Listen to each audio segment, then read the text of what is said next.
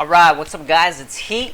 I wanted to do a Path of Exile video today on my thoughts and analysis of the new 1.3 passive skill tree.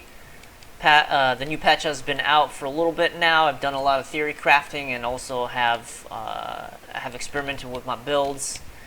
And I have played with my builds that I wanted to do for the new leagues as well, so I have pretty good experience with the tree, and I just wanted to share my thoughts on what to look out for, what the new meta might be for the game, talk about the buffs and the nerfs, and the strengths and weaknesses of the new tree. So yeah, let's go ahead and start. So I think the biggest change probably is the Templar part of the tree.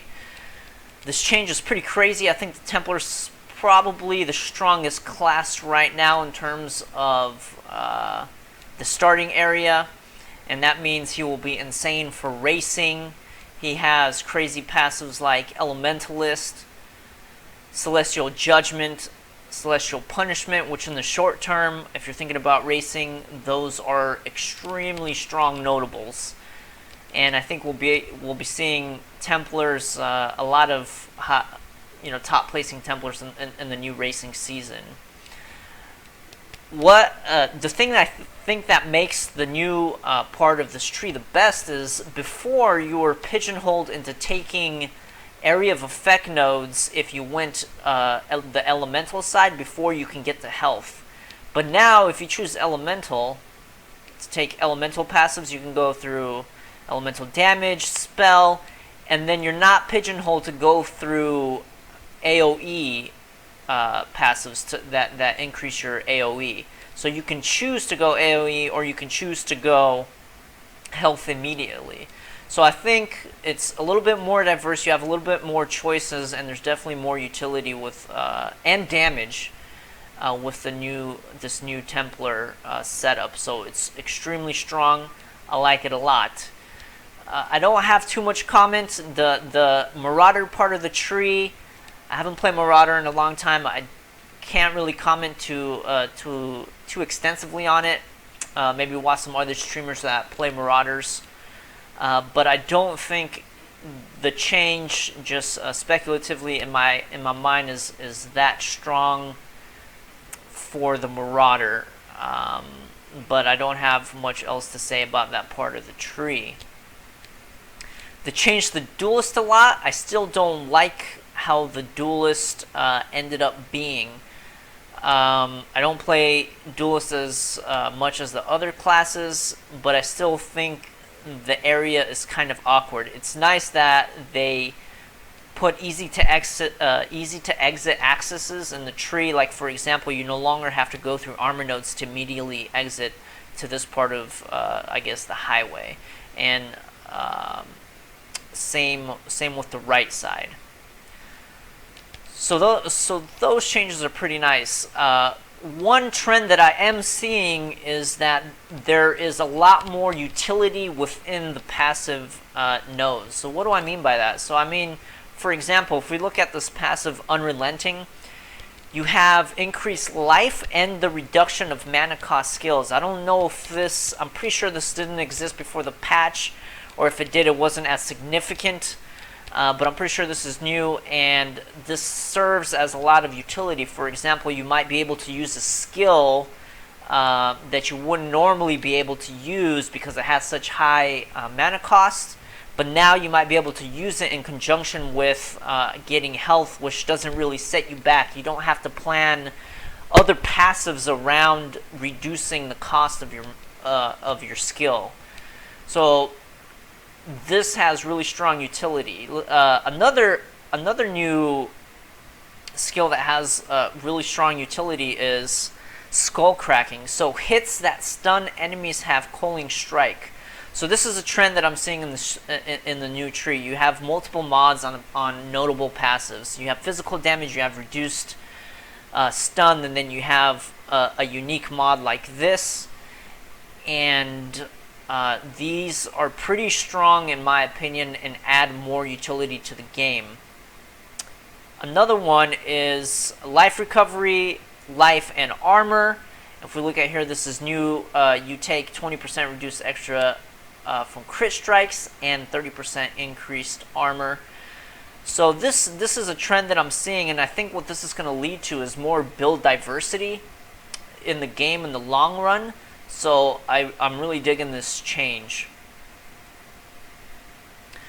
Alright, so the other part of the tree that hasn't gotten a lot of talk is this part of the ranger tree got rearranged a little bit, and I think this is quite significant in terms of racing. So if we look at the ranger right now, it takes, if you want to get to point blank, it would take you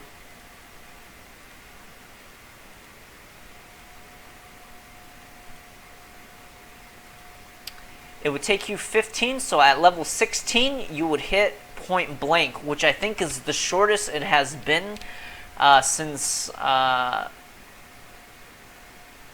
forever, I guess. I think this is the shortest it has been. The previous patch, it took even longer to get to point blank, and I think point blank is extremely underrated for the ranger, and I think this will allow for more bow builds, because if we see, if just from this setup, if we take a look, there's so much readily available movement speed, which also doubles as DPS increase as well. So if you, for example, quick step, attack speed and increased movement speed, aspect of the eagle, increased movement speed, and then you have defensive movement speed right here. So this is actually really strong, and I might actually return to the ranger for the race season, test it out a little bit with bows. You're also pretty close to, if you want to avoid all that and actually take raw DPS, you can actually come up this way and get some movement speed like this. So this is all pretty strong, and it's a significant increase that people haven't a significant change, excuse me, that people haven't been talking about.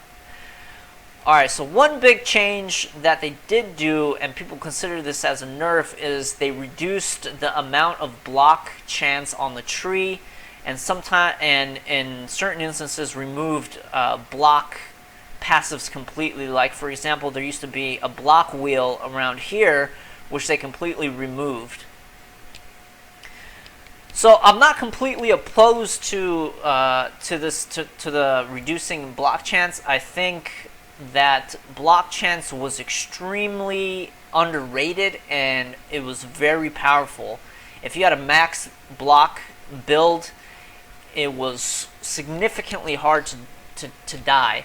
And especially if you went acrobatics with max dodge, it's pretty crazy. And with the introduction to with the Rumi's flask, which also gives you spell block and increased block, it was really easy to max out your block, and I think it was extremely overpowered. So the change, I think, is warranted, because acrobatics with dodge with block chance was insane. So I can see why they also reduced the chance to block with shields if you choose acrobatics. So I think it's entirely warranted, but the upside to that is that now there's a lot more utility within the block circles. So for example, you have increased defenses, and they actually increased this node from what I can remember. I don't think it was actually 60 and 50. It might have been less. But overall, I planned out a Facebreakers build with max block, and I had 500% increased defenses with equipped shields, and that is no joke. That's a lot of increased defenses. A lot of people have been complaining about armor being sort of irrelevant, but I think that with the changes like Juggernaut, I think they're trying to improve armor peripherally, like not directly. So they're trying to add different mods and sort of utility to armor nodes to make armor better. So overall, I like the changes. one thing that I would like to note that hasn't been talked about is I think these are called like fast highways, fast lanes to travel very quickly from one spot to another.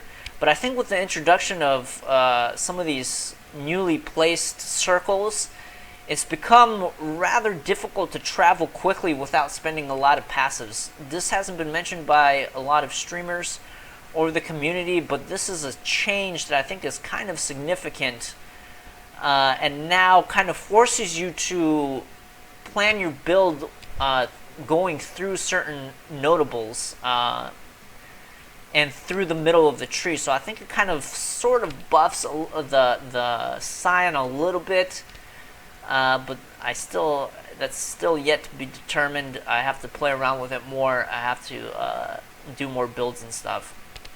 Yeah, so that's my thoughts on the new tree. Let me know what you guys think, if you agree or disagree. And if you have any questions, post them in the comments. Cool. Thanks for watching.